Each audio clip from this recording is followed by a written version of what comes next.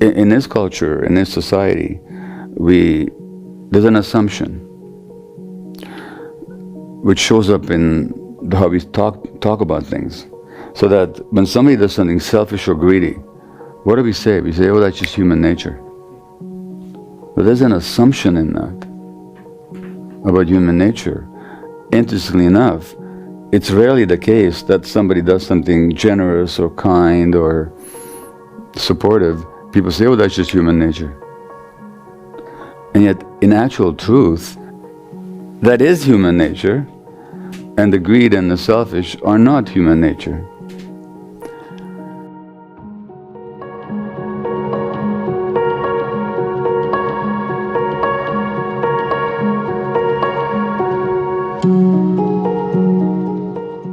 All right, let me ask you something.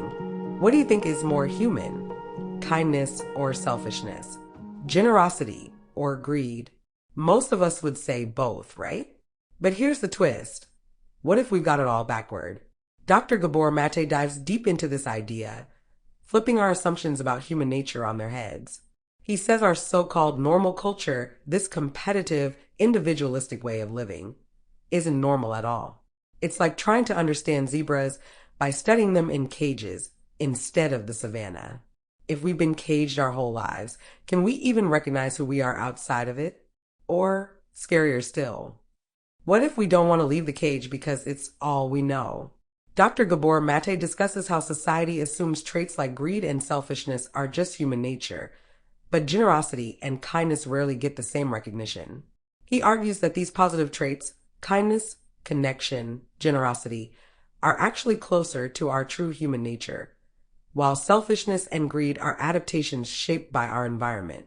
Hang on, though, because there's more to this than meets the eye. And once you see it, you can't unsee it. It's not that people can't be greedy or selfish or aggressive or competitive, individualistic and just plain narcissistic. Obviously, not only can they be, but they often are. And not only can they be, but so can we be. I certainly can. But that doesn't mean it's our nature. It's like, try to understand the zebra. Where would you want to study the zebra? In a zoo, in a small cage in a zoo, or out in the savannah where the zebra evolved and has lived? Well, if you really want to understand the nature of the zebra, you wouldn't study them in a zoo. And so drawing conclusions about human nature from how we live in this society is like trying to understand a wild animal inside a cage. That's my argument. That what we consider to be normal, that this normal culture that we have here, there's nothing normal about it in terms of human needs and human potential. In fact, it's that gap between human needs and human potential and the conditions under which we live now that creates so much illness of mind and body, not to mention so much tension, so much strain, so much hostility, so much division in society in general. And so this commune concept actually relates to how human beings evolved. We evolved as communal creatures. We could not have evolved otherwise. And what we call civilization, and you remember Mahatma Gandhi's famous quip when he said, he was asked, what do you think about Western civilization? And he said, I think that would be a very good idea, you know. But what we call civilization, if the existence only of our species, I'm not even talking about other hominins and other humans that pre-existed our appearance on the earth, our species 150,000, 200,000 years ago.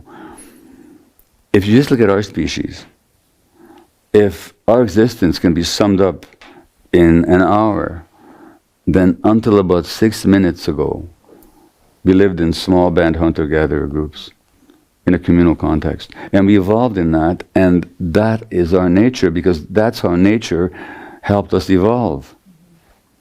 Every animal has a particular nature that is suited to its particular environment. Now, humans can adapt to an infinite range of environments, but that doesn't mean we do very well at all of them.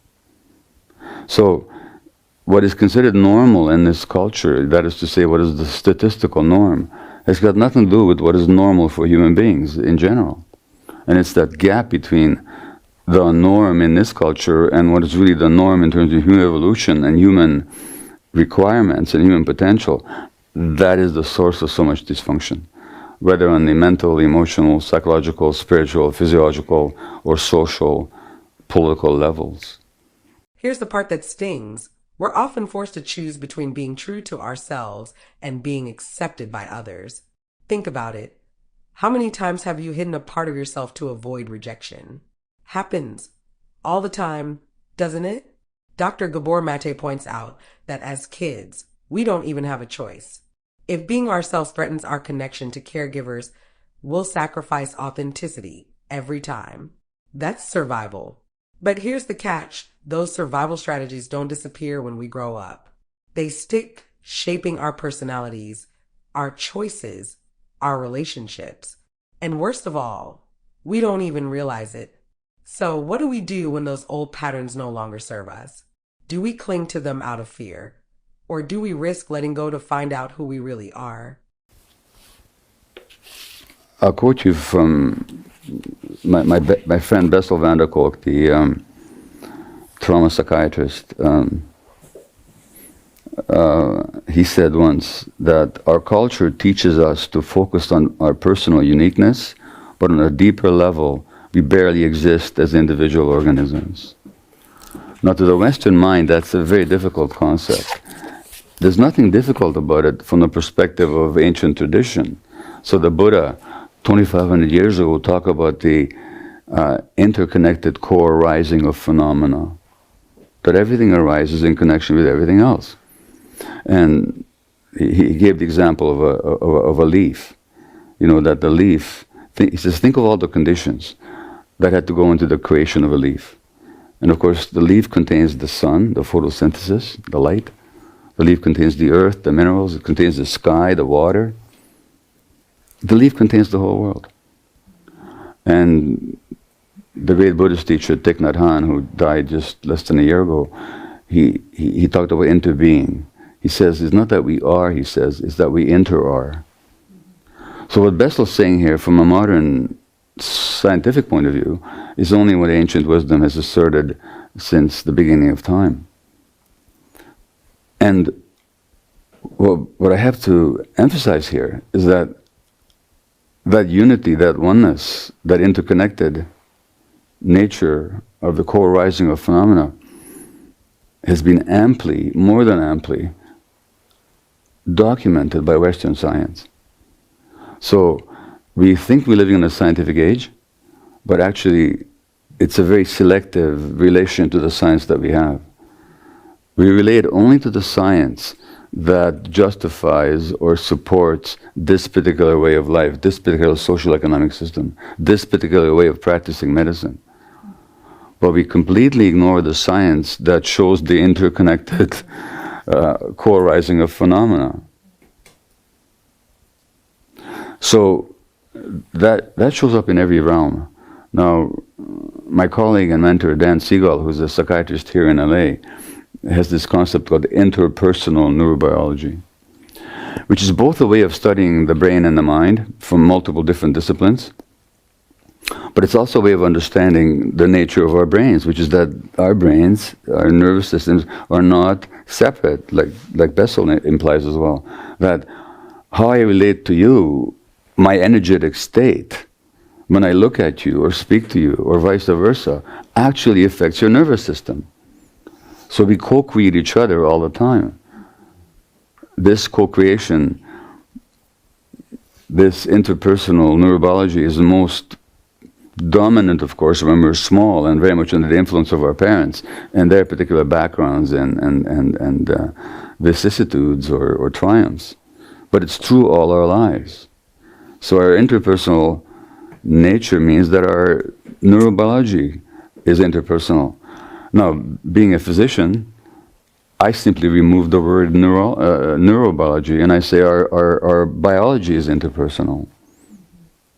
So that what happens to us physiologically, and specifically from the medical point of view, when illness shows up, it is not a unique, isolated event in some isolated, separate physiological organism or organ, but in fact it's a manifestation of a life lived in a certain context.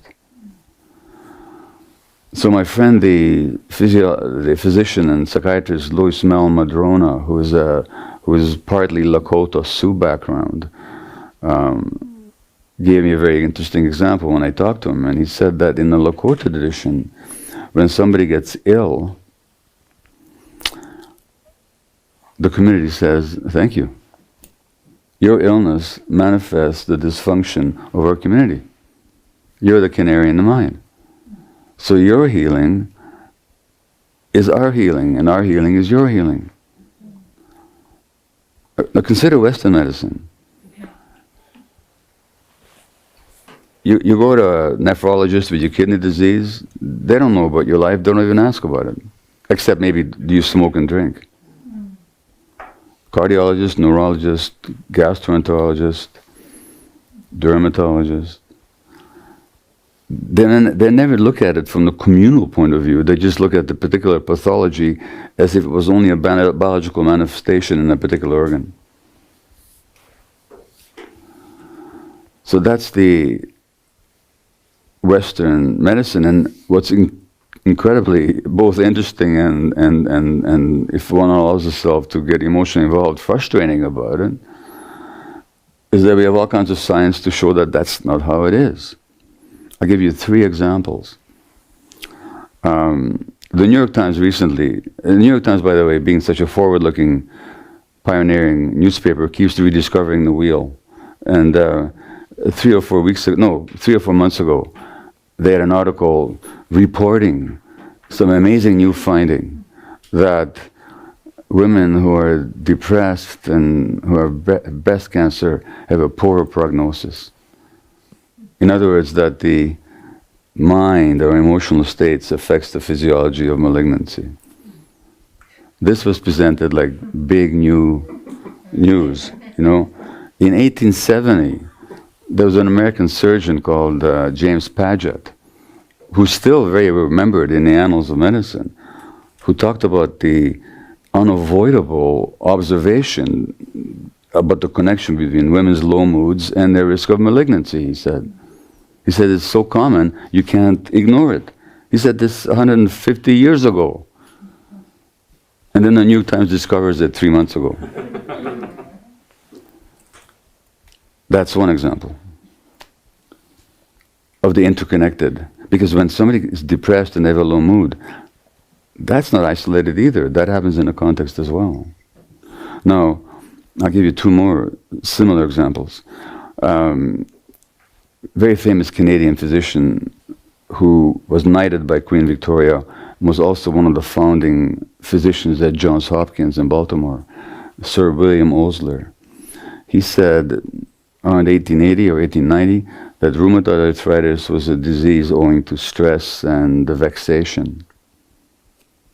At that time, he had no physiological research to support that assertion. He was just trusting his intuition and his observation. Now, since then, there have been multiple dozens of studies showing a relationship between trauma and stress and rheumatoid arthritis. But it's like it hasn't happened. Because when you go to a rheumatologist, they never ask you about what happened to you in life. In fact, I know a rheumatologist here at UCLA who, having read my book, When the Body Says No, which is about the mind-body connection in health and illness, started asking patients about their life histories and traumas and stresses. And I won't identify them by gender even, because she did. Okay, I just did. I quoted her in a book, but she says, don't identify me because my colleagues will be so upset. But she says that when she works with patients now, she's got such greater success because she talks to them about their lives. And very often they can do it without medication now. So that's the second example. The third example is multiple sclerosis. The first person who described it was a French neurologist, 19th century, sort of a contemporary of Paget's and Osler's. His name was Jean-Martin Charcot. And he's the one that first named or described this condition. He said it was caused by stress and vexation and grief. Multiple studies since then have shown the accuracy of that observation. We even have the physiological pathways to understand why that would be the case. But it's like this science never existed, and as if this observation has never been made. So that's the first theme here today, is just the interpersonal nature of, and the interconnected nature of all phenomena as taught by spiritual traditions and as validated by modern science and as virtually completely ignored by modern society. Now there's a reason for that ignoring, which I can talk about later, but it's just a fact. The second theme that I'll be highlighting today, I will illustrate by a couple of quotations, if you don't mind. This book, Educated, by Tara Westover. How many of you have read this? A few of you have. Well, it's a national bestseller, as it ought to be, and it's just a beautiful read. And it's about the life trajectory of a young girl who becomes a woman in a fundamentalist, rather traumatized and traumatic, isolated mountain family, and her coming into herself. And Tara and I actually did an event in New York just a few days ago. So in this chapter 12 or 13, her father is very domineering, believes that the end of the world is always coming, one of these fundamentalist days of awakening kind of believers, who's terribly disappointed when the year 2000 turned and the world didn't blow up in flames. And Tara has a hard time developing her own point of view in the face of her father's dominant fundamentalist fanaticism and also domineering personality. And at one point, still as a teenager, she imagines herself as a woman who's actually separating from the father. So there's this imaginary creature in the scene. So I'll read you what she says here. I tried to imagine what future such a woman might claim for herself. I tried to conjure other scenes in which she and her father were of two minds, when she ignored his counsel and kept her own. But my father had taught me that there are no two reasonable opinions to be had on any subject. There's truth and there are lies. I knelt on the carpet, listening to my father, but studying this stranger, this woman that she used to become, and felt suspended between them, drawn to each, repelled by both. I understood that no future could possibly hold them. No identity could tolerate him and her. I would remain a child in perpetuity, always, or I would lose him. And what she's describing here is a concept that I call the tragic tension between authenticity and attachment. In addition to the interconnected nature of us,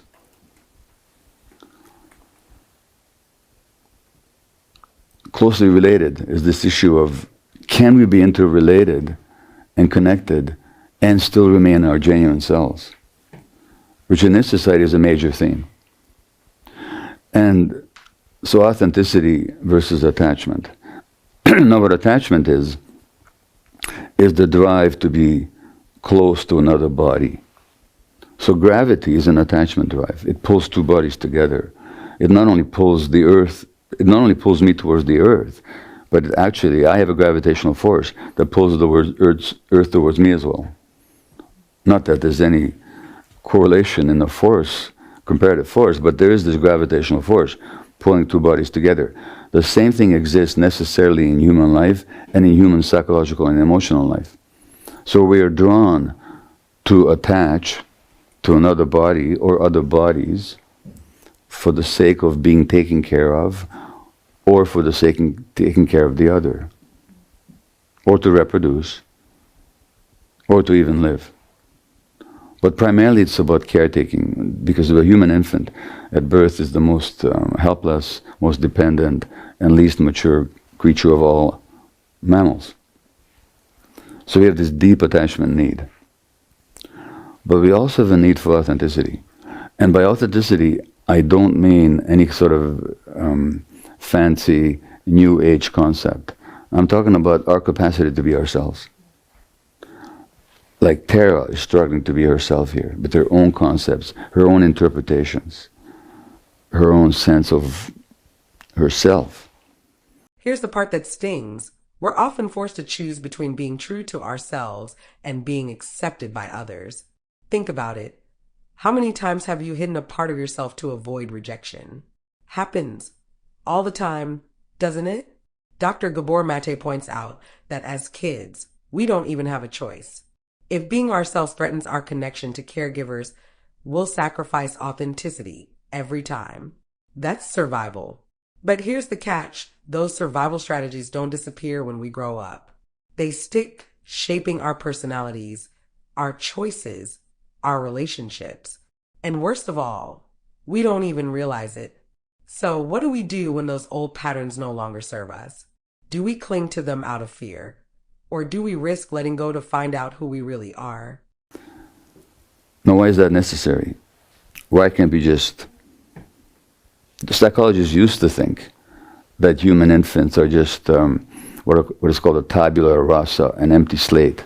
You can just write anything on it and program them any old way. That's kind of the behaviorist view, is that you can just program kids to be any old way. Like you can program a rat, you want them to come to one side of the cage, you put sugar there. You want them to avoid the other side of the cage, you put electrical shocks into the wiring at the bottom of the cage. They'll avoid that side, go to the sugar. So it was thought that human kids are like that. You just kind of program them any old way you want. Turns out it's not like that. Not in the least like that. So that our authentic self is no fancy concept. In fact, it's essential for survival. Because again, if you go back to how we evolved, which is out there in nature, just how long do you survive if you're not in touch with your feelings? If you're not in touch with your gut feelings specifically? So this is a little experiment I do sometimes, so let me do it with this group here. Let me ask you to raise your hand if you've ever had the following experience, that you had a strong gut feelings about something and you ignored it and then you regretted that afterwards. Just raise your hand. Okay. Yeah. Okay. Let me ask you the obverse question. How many had the experience of having a strong gut feelings, ignoring it, and being grateful afterwards? Yeah, a couple. Well, first of all, you can see what the ratio is. It's like 3 out of 30, so 10%. I would actually, had I the time, engage with you in a discussion, and you'd probably find out that what you thought was a gut feeling wasn't a gut feeling at all. It was just a strong emotion. And strong emotions are not the same as gut feelings. But I won't go into that distinction. Let me allow the 90 to 10%. I think it's 100% to 0, but let me allow the 90% to 10% ratio just to illustrate how important gut feelings are. Okay, so we have this need to be attached, for sure. And then we have this need to be authentic, to be ourselves. What happens when the two needs collide? What happens when Tara faces a situation that if I want to be myself, I'll lose my father? Alternately, if I want to be with my father, I have to lose myself. Now, she, to her credit, posed this question to herself when she was a teenager, or 16 years of age. But it's not a question she could even have contemplated at age 1 or 2, when the dependence is absolute and the helplessness is complete. So that when children are confronted with this dilemma that I can have my own feelings and my own reactions, but if I do, I will not be accepted. There's no contest. The authenticity gets sacrificed every time. So the surrender of authenticity is actually a brilliant adaptation on the part of the organism. Because something in the organism knows that if I stay authentic, if I keep being angry, for example, I won't be accepted. If I'm not accepted, if I'm not attached to, I can't survive. So let's give up the authenticity. Now the problem with adaptations, as you know, is they're meant to be situational. They're meant to be context specific. So that once the adaptation is no longer useful or necessary, you just give it up. It would be fine if it worked like that. To give an example, which doesn't much apply to you folks living here in the LA area, but say up in Washington State even, or northern British Columbia, or we live in British Columbia, Canada, it gets really cold in the wintertime. I mean, below freezing temperatures. Below, you understand what I'm saying. Very cold. You adapt, you put on warm clothing, layers of it. 40 below, layers of it. That saves your life. But what would happen if you're still wearing that same adaptive clothing in the heat of the summer? The same adaptation would kill you now. And what I'm saying is that so much of what happens in illness is the outcome of adaptations in early life that were necessary at the time. But unlike the clothing which we put on consciously and deliberately, these psychological adjustments that our organisms have to make to maintain our attachment relationships, we're not even aware of them. We think we are them. We think that's our personality. We identify with them. And since our survival was associated with these adaptations, it's terrifying to give them up. Even in adulthood, if we're at all even conscious of them. But these same adaptations that help to save our lives in one setting now threaten our integrity or our physical, psychological health as adults. Now, why we have to make that choice, I will talk about in a little while, but it's that tension between authenticity and attachment that shows up so often in illness. And I find over and over again that when an illness comes along, if people are willing to be curious about it, if they're willing to look at that illness not just as a piece of bad luck, some random misfortune, but as manifesting something about their lives, they actually learn a lot about themselves. And I've known many people who've really regained authenticity because they've been through an illness. No, not for a moment do I recommend that way of learning.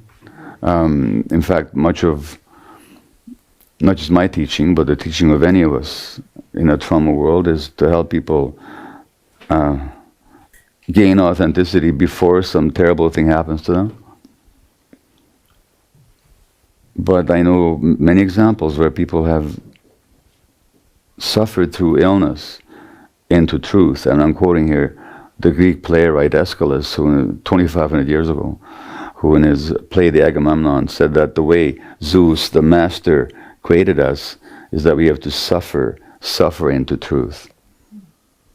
Now, one of the intentions of this workshop, and certainly my work in general and of this book specifically, is that people will perhaps learn so that they don't have to suffer into truth. But from my own personal point of view, I can tell you that it's not an easy process to give up these adaptations, and perhaps I'm particularly thick-headed, but very often suffering had to knock me on the head several times before I was willing to learn and to seek the truth. It even happened during the writing of this book. When, I think about 2 years ago now, I was in a real panic about this book. I was writing it, but it wasn't going well, and I just, I can't do this, it's too much. This time I've stuck my axe into too big a tree, as the Hungarians would say. Bitten off more than I could chew, as you'd say in English. My blood pressure was going up. I mean, my body was really saying no. And I don't have high blood pressure, usually. And so I did something desperate. I mean, how desperate I got? I talked to a therapist. And and actually, it was a therapist here in LA that somebody put me in touch with. And what I realized is that the problem wasn't the book. The problem was my relationship to the book. I had completely identified with the book. So if the book wasn't going well, I wasn't going well. If the book was to be a failure, I was going to be a failure. And what the therapy helped me do is to just disidentify. Now, in this culture, one of the inauthenticities of the culture is that we identify ourselves with so many externals. How we look, how successful we are, what we own, what we acquire, what we attain, our roles, how do people see us. So we identify with all these externals. Then depending how those externals go, we either feel good or terrible about ourselves. Because we identify. Now the word identify, it's got a Latin source. Idem, which is the same, and facere, to make. So we make ourselves the same as our roles in the world and as people's perceptions of us. And you have a great example in Facebook. I mean, even the name Facebook, think about it. Facebook. It's the face that you present to the world. They don't call it real book or authenticity book. They call it Facebook. Now my friend, the trauma psychologist Peter Levine, talked about Botox. He wrote an article once about Botox that he knows of young women who Botox their faces. And what Botox does is it relaxes the muscles, temporarily paralyzes them actually, so that you have fewer wrinkles and so on. But it also means that they can't show appropriate emotion in response to their children. Now, can you imagine for the child what that means? And Peter points out that the internet itself has Botoxed the whole culture. Everybody's presenting their wrinkleless face to the world.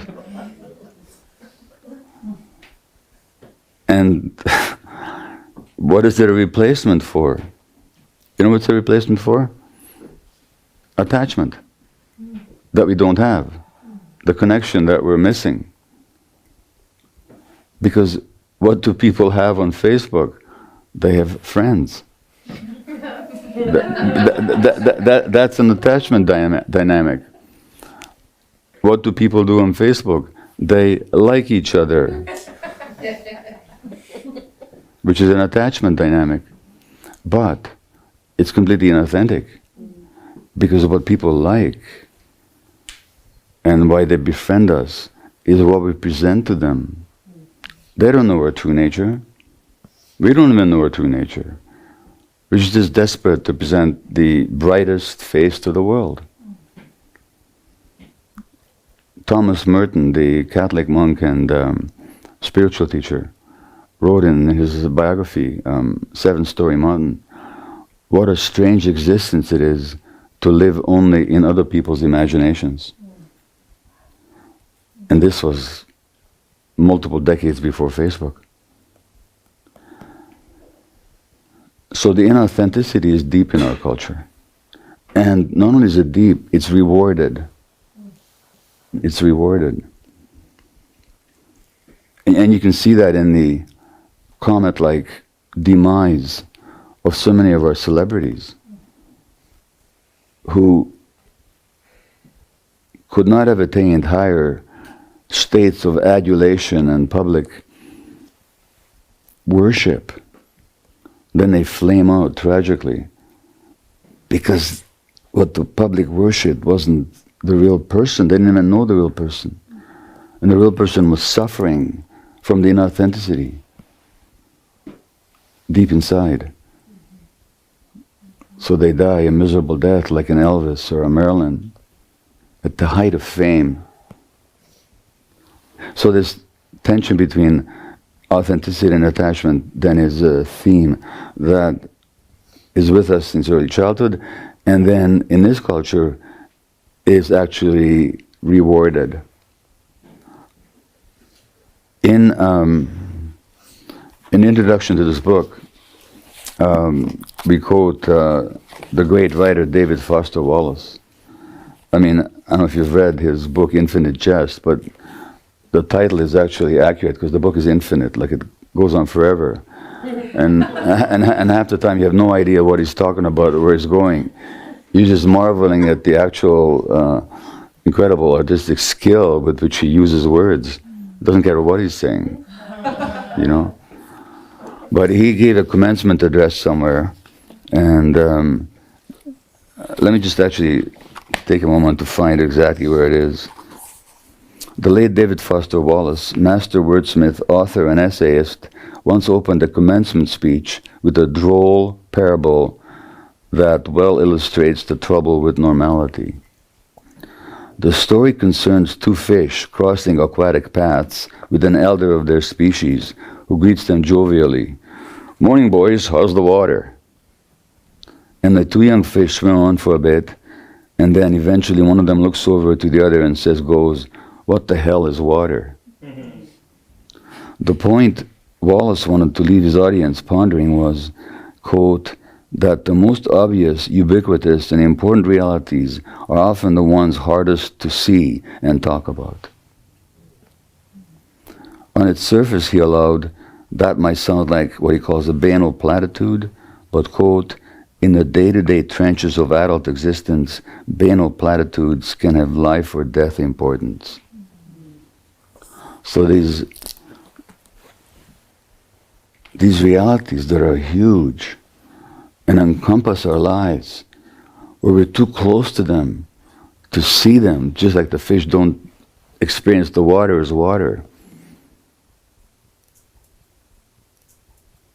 They have deep implications for our health, physically, emotionally, and spiritually. So that, again, to come back to this concept of normal, what we have become normalized to is a world in which our communal nature is denied and even derided, in which the very opposite is glorified and rewarded with wealth and power, and in which the tension between inauthenticity and attachment is not even recognized, and so that people are always induced to go for the attachment, to be part of the group, to think as the group, to look like the group, to dress like the group, to vote the same politics, to think the same thoughts, never to have an independent thought of their own. And then, no wonder that so many of us get to midlife, and we start wondering, well, who the heck am I anyway? And whose life am I leading? Which again is not a modern thought, because Dante, who wrote in the late 13th century, I think, or was it the early 13th century, in his Inferno, in his Divine Comedy, he begins, the Divine Comedy is divided into three parts: Inferno or hell, purgatory, or heaven, really, paradiso, paradise. And these are all states of spiritual blindness or realization, is what they're really about. They're not about some apocalyptic vision of hell and heaven. They're about the human state of realization. And it begins with the Inferno. And its first line is, midway through life, I lost the path. And I don't know how I ended up in this dark forest. And then he has to get back to his true nature. Where does he have to go first? He has to go down into hell. He has to deal with all the trauma and all the inauthenticity. And only when he's done that can he move to purgatory, where he's purged. Purgatory, in his sense, is not a bad place. It's a place where there's suffering, but there's suffering into truth. And only then can he ascend to the spiritual realization of paradise. So in a desperate attempt to learn something, I dictate a lot of stuff on my cell phone in the hope that by doing so I will actually learn it. It doesn't quite work that way, but I have a great collection of quotes.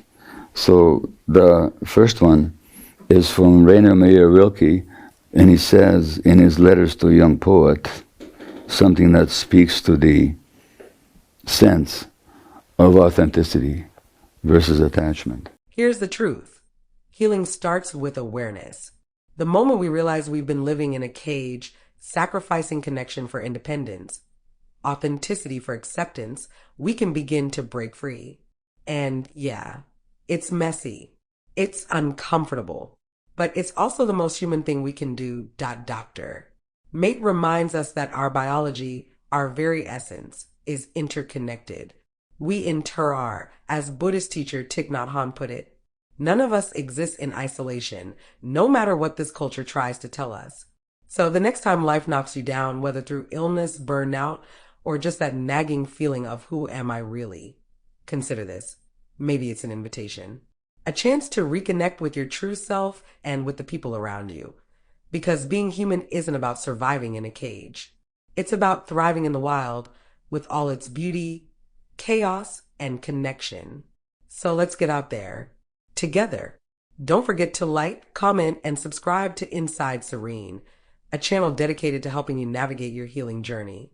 Together, we can break free from the chains of addiction, trauma, and chronic stress and embrace a brighter future.